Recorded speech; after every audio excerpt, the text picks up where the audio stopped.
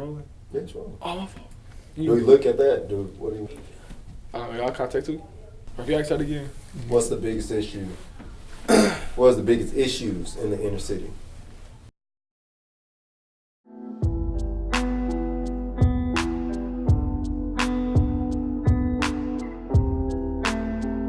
Biggest issues in inner city, one is poverty. People not having money to take care of their families and things like that. Number two is lack of male father figures in the home. Cause male to act how they do, they don't know how to control their emotions and things like that. The second one is lack of love. You want to fit in with the streets, so they join it, not knowing they're getting themselves into. Just wanting to fit in and being accepted by everybody. And the last one, I think that's it.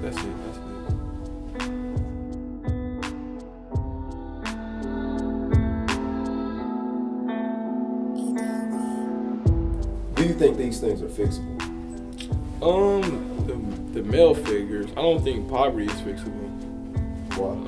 Because somebody is always going to be poor since the beginning of time. So I don't think poverty ever be fixable. But I think you can fix the love and male figure though. You can always put a father in somebody home. You can always love somebody. How do you think we go about doing that? Loving them, just accepting them who they are.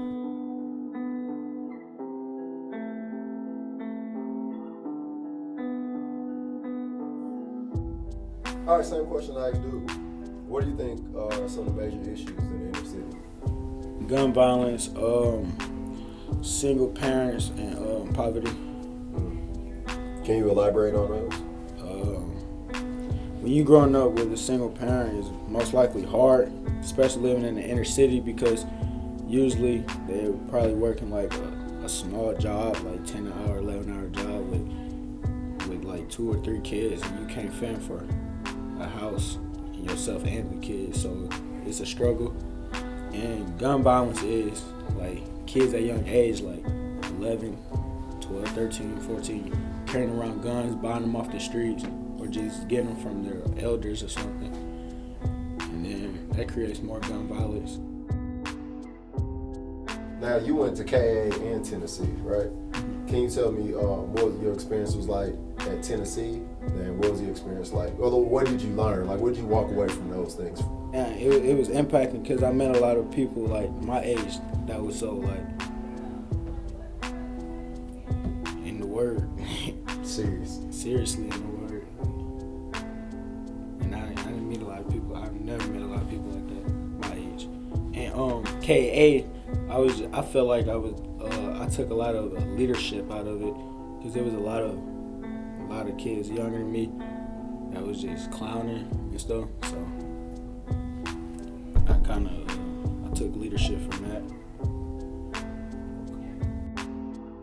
Did you talk about Winston and all, and how you guys has Winston been a help to you this past year? Yes. How has he helped you? Mentorship, just guiding me, giving me great advice, life skills, on the court, off the court, in the classroom, outside of the classroom. So it's been a great help. Okay. I think just Bible study, Bible study has been the best thing besides basketball. Yeah. I love our basketball, but Bible study has been the best thing. Okay. It helped me understand life more, understand God. Because at first I used to just go off what people told me.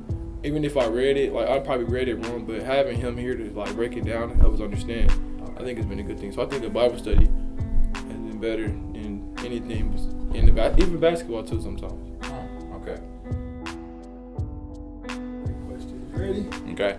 What made you start Kick? What made me start Kick Ministries? Well, that would have to go back 15 years ago. And I was going overseas on mission trips overseas, and I just fell in love with missions work. But we started having kids. Angie and I started having kids, and so I couldn't travel overseas as much. And the ministry I was working for at the time, called Youth Front, they wanted to get some kids from the urban core of Kansas City to camp. So I met with a guy named Thurman Mitchell, a pastor of a church in KCML, and I said, hey, we want to get some kids to camp. And he kind of lectured me, really, for about 30 minutes about some of the kinds of issues that you talked about in your video that I didn't know about. And it was like an epiphany.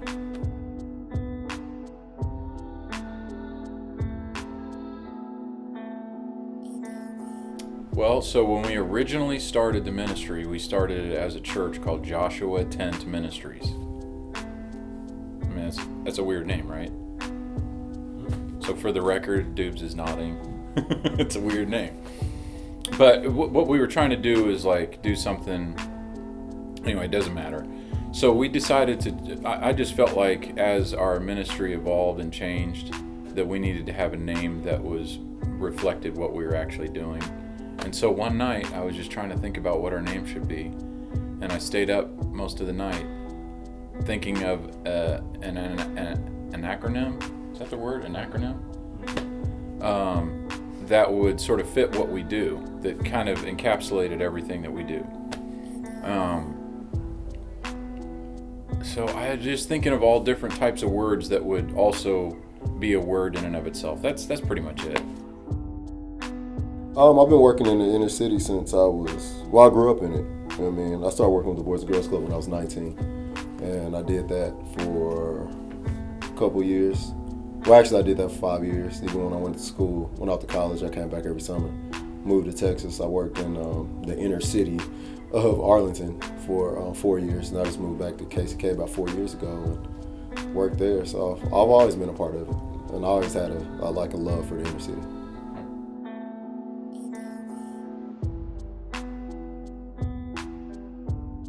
The biggest issue for me is fatherless homes. I think it's so many young people that are absent of a male figure, which leads to what you said, they don't have discipline.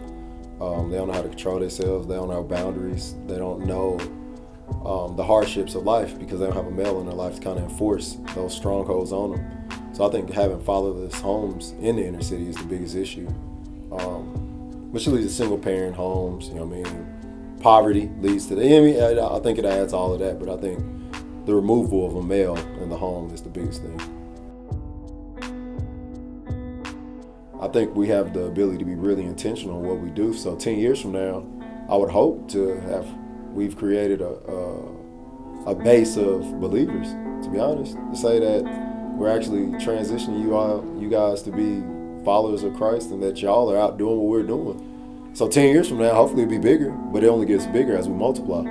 So wherever God takes it, I've been going on 15 years now.